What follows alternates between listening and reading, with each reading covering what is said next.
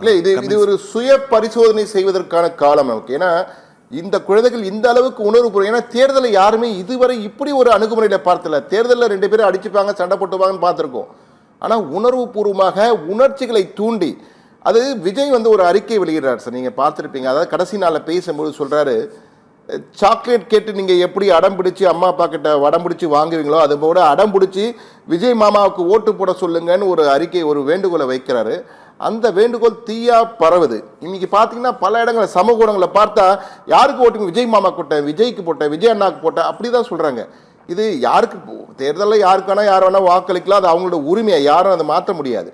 ஆனால் இது ஏதோ ஒரு இதுவரை தமிழகம் காணாத தேர்தலாக, உலகமே காணாத தேர்தலாக இருக்குமோ அப்படின்ற மாதிரி சந்தேகமாக இருக்குது சார். உண்மை, நீங்கள் சொன்னது ஒரு சுய பரிசோதனைக்கான காலம் இது. அது அந்த வகையில் விஜய்க்கு நன்றி தான் சொல்லணும். ஏன்னா இவ்வளோ பெரிய முட்டாள் கூட்டத்தை வளர்க்குறாரு அப்படிங்கிறது மட்டும் இல்லை, அவரே ஒரு சுயநல வெறியர். அவர் நடந்துக்கிட்ட முறை பார்த்திங்கன்னா, சரி ஒரு தலைவர் ஒரு இடத்துல போகும்போது பின்னாடி 2 வீலர் இருக்கும்போது விழுகிறான்னா அட்லீஸ்ட் அடுத்த கூட்டத்தில் அப்படி வராதிங்கன்னு ஸ்ட்ரிக்டாக இன்ஸ்ட்ரக்ஷன் கொடுக்கணும். இல்லை தன்னை பார்க்க நெருக்கி அடித்து பல மனிதர்கள் இறக்குறாங்கன்னு சொல்லும்போது அப்படி ஒரு சூழலே வராத அளவுக்கு தன்னுடைய பார்ட்டி மிஷினரியை தயார்படுத்தணும். எந்த முயற்சியும் இல்லாமல் தான் மட்டும் நாற்காலில் போய் உட்கார்ந்துடலாங்கிற எண்ணத்தில் தான் அவர் கட்சியை வளர்த்துட்டு வரார். பேசும்போது வார்த்தையை சொன்னீங்க, முட்டாள்தனமான வெறியர்னு. அந்த சொல்லாடல் கொஞ்சம் உச்சக்கட்ட அனாகரித்துக்குள்ளே போயிடக்கூடாதுக்காக அதை மட்டும் நான் வேண்டான்னு நினைக்கிறேன் சார். சொல்லுங்கள் சார். அதாவது நான் என்ன சொல்கிறேன், இப்படிப்பட்ட ஒரு சுயநல வெறியரை ஒரு அரசியல் களத்தில் நம்ம இதுவரை பார்க்கல. தான் ஜெயிக்கணுங்கிறதுக்காக பிள்ளைங்களை ஒன்றும் அறியாத ஒரு 3 வயசு 4 வயசு குழந்தைங்களெல்லாம் ஒரு பிளாக்மெயிலர்ஸாக மாற்றி விட்டார்.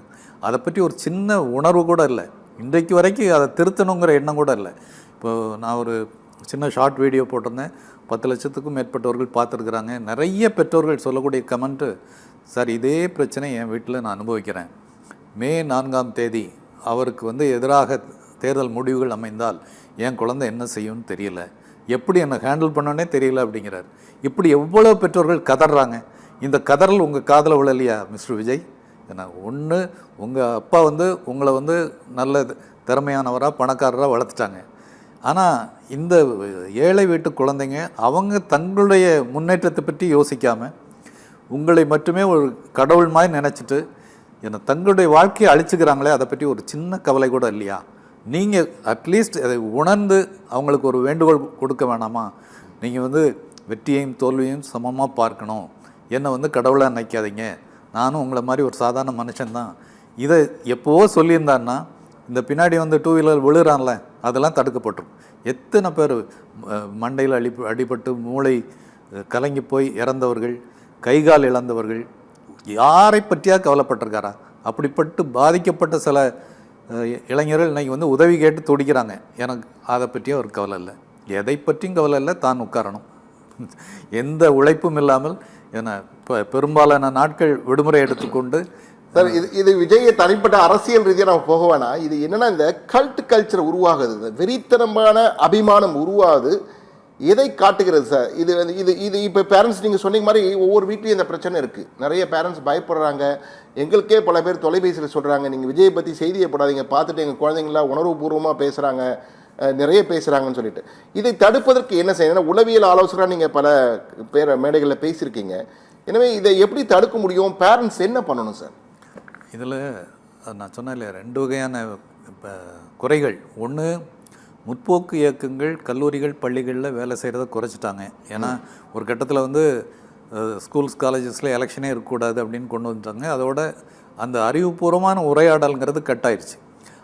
அதெல்லாம் இருக்கும் வரைக்கும் ஒரு நியாயமான உரையாடல், ஒரு அறிவியல் பார்வை. குழந்தைங்களுக்கு எப்போவுமே டெக்ஸ்ட் புக்கை தாண்டி ஒரு விரிவான சிந்தனை தேவை, விரிவான பார்வை தேவை, அதுக்கு ஒரு விரிவான வாசிப்பு தேவை.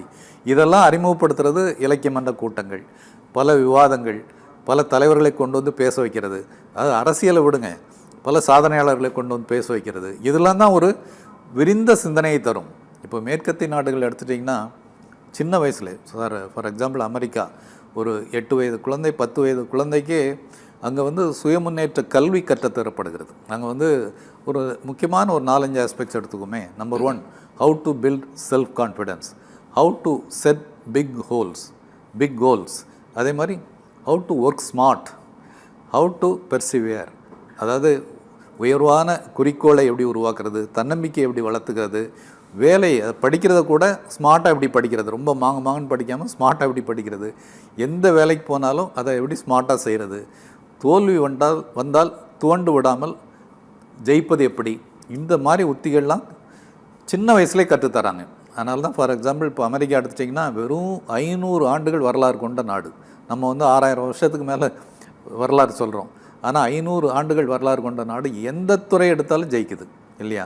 ஸ்பேஸ் சயின்ஸில் அவன் தான் நம்பர் 1, டெக்னாலஜியில் அவன் தான் நம்பர் 1, பிஸ்னஸ்னால் அவன் தான் நம்பர் 1, சினிமா கூட அவன் தான் நம்பர் 1, விளையாட்டு அவன் தான் நம்பர் 1.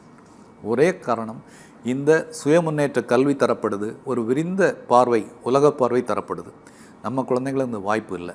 சிலபஸ் போட்டு திணிக்கிறோம். சரியா? இப்போ டிஎம்கே கவர்மெண்ட்டில் திறன் வளர்ப்பு அப்படின்னு சொல்லி நான் முதல்வன் ஒரு அட்டகாசமான திட்டம் கொண்டு வந்தாங்க. அது மட்டுமே போதாது. இன்றைக்கி வந்து சிவிக் எஜுகேஷன் தேவைப்படுது. குழந்தைங்களுக்கு எப்படி பொது இடங்களில்